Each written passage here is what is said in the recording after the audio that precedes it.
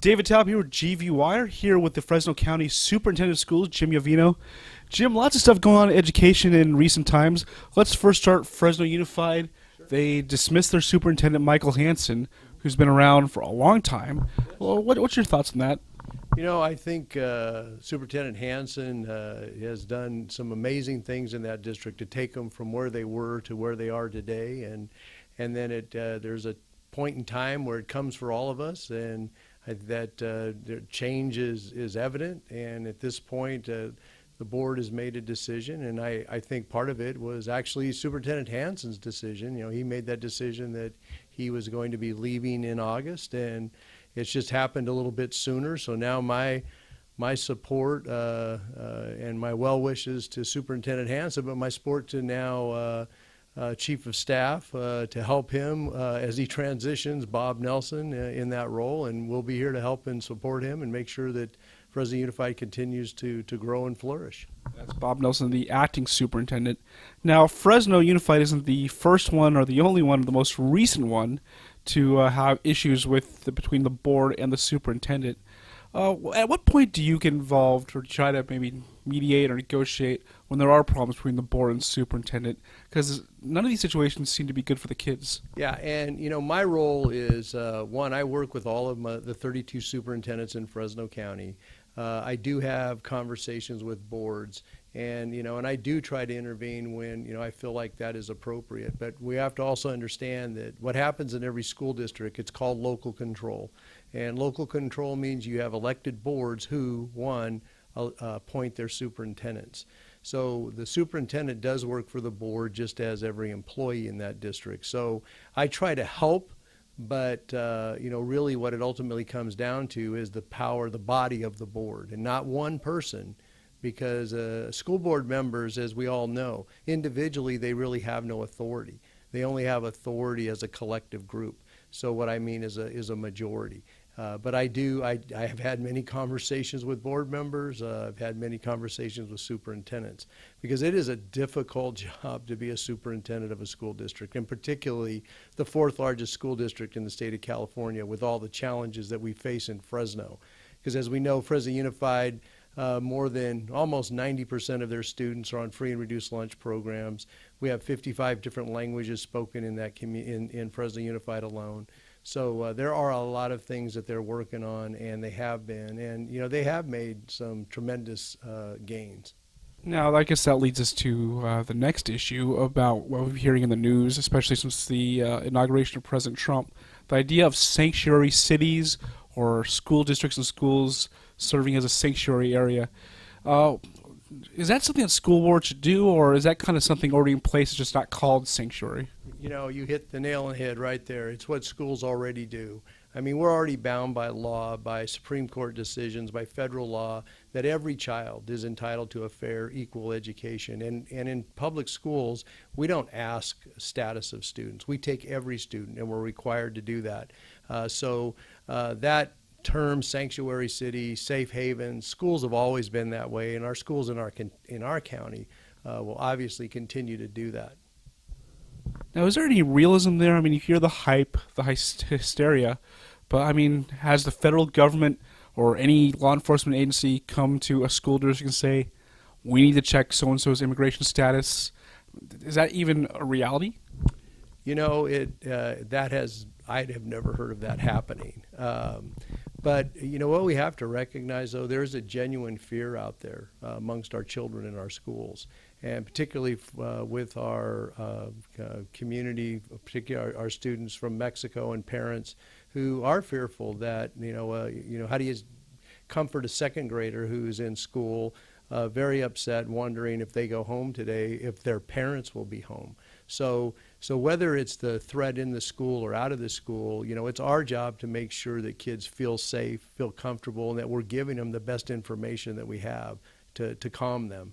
But there is, we are seeing in all of our schools in the county the conversation that's happening around this. Well, that's not to be said. If the law enforcement does need help with school, hey, we're looking for so and so. He's a suspect in a crime. You want to talk to him. Does that preclude you from helping out? Yes, he's in fourth period class here. Right. I mean, we abide by laws, subpoenas. Nothing's going to change with that. If there is something that is a criminal offense or criminal in nature, all of our schools work with our law enforcement. Nothing will change there. But if say, well, hi, I'm Donald Trump. I'm here to investigate so and so's immigration status. That's where you draw the line. Yeah, we don't even, I couldn't even tell you on our campuses because we don't ask students about immigration status. And so I don't, there's no place for that in schools now.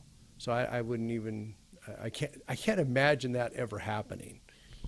Turning to a more positive tone, I understand the Kids Cafe recently opened up downtown. Tell us a little bit about that. The Fresno County Office of Education, we serve special needs children from 0 to 22. But we serve a group of 18 to 22-year-olds who actually it's called our Adult Transition Program. And it's to get these kids prepared, or young men and women prepared, actually to live on their own or go out and work, join the workforce.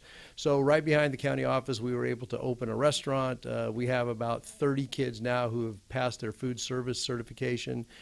We have a full-time chef there, and they prepare food, work with the community, and we are open from 7 a.m. to 3 p.m. And I'm telling you, it is the most amazing thing to see these kids actually interact with the public. Serve them, bring them their food. Actually, some of them are back even preparing food and doing some things. So it's been very, very positive in the last, I think we've been open 3 weeks now. The address? Address is 2019 Fulton Street. It's right behind the Fresno County Office of Education. All right, and finally, they hear the title, they may recognize you, the Fresno County Superintendent of Schools. They may recognize some of your predecessors, Larry Powell, Pete Mijas. Sure. But I don't think people actually know what you do. I mean, there's a superintendent of each school district, right. But what do you do? Sure, that's a great question. Well, I am the county superintendent over the 32 school districts. So it's fiscal oversight. It's this new thing called LCAP, which is local control accountability plans, so that districts are spending their money according to how it's given to them, particularly kids in poverty, second language learners, foster youth kids. So those plans all come through the county superintendent. We also are tasked with serving all of the kids who are in juvenile hall. So I have a school inside of juvenile hall. I also have a school for probation kids and expelled youth. I also serve about 1,700 of the most medically fragile special needs kids in our county.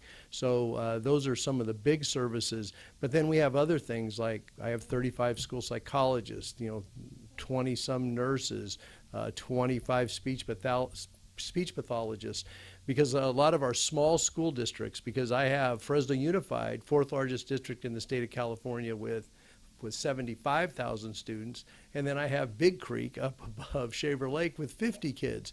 Well, when you only have 50 students, you can't afford full-time psychologists, full-time nurses, so that's where we come into play at the county office, and then they contract through us with the services for maybe 1 day a week. So we're able to help them financially, not have to hire a full-time person. So we do a lot of that work. The credentialing comes through us. We have the largest migrant program, which would make sense here in the Central Valley, that we serve about 8,000 kids in our valley. We have schools, preschool programs, all the way to after-school programs. We're in 144 schools every day in Fresno County in after-school programs.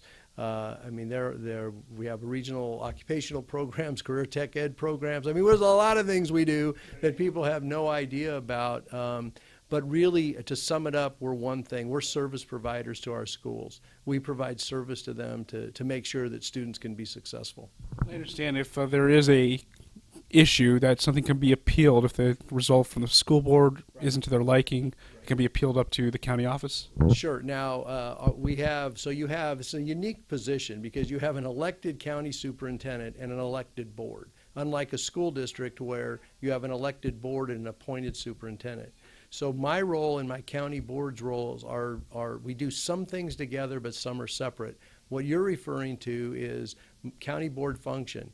If a kid is expelled from a school district and the parents want to appeal that process from the local board decision, they can bring it to the county board. It's only on due process is what that county board would hear. if inter-district transfers, you live in one district and you want to go to another, it can be appealed and brought to the County Board of Education. They have that authority. And as you mentioned, it is a publicly elected position, so even though he's an educator, he's also a politician, technically. Yeah, I'm still trying to figure that out. I just love kids, and I just want to help this community and make sure that every kid has the same chance that I had growing up. Having to run for office was something that I hadn't never anticipated doing. I just wanted to coach. I wanted to be a teacher and a principal, and this happened as a result of me being a deputy superintendent at the county office underneath Superintendent Powell. And when he left, I assumed his role after he had left early, and then I ran. Gosh, it's been 2.5 years ago now, so I've been in office total of 4 years. And but I still don't think of myself that way as a politician. I'm an educator. Well, Larry Powell retired, so he didn't leave. He retired. No, he retired. Absolutely, Larry's a great guy, good friend, and very fortunate to have that time to work with him. I worked with Larry when I was in Fresno Unified. I was his assistant superintendent there and for personnel, and then moved over to the county office. But yeah, politician, I'm still trying to figure that part out. All right, well, Jim Haith, politician or not, thank you so much for joining us.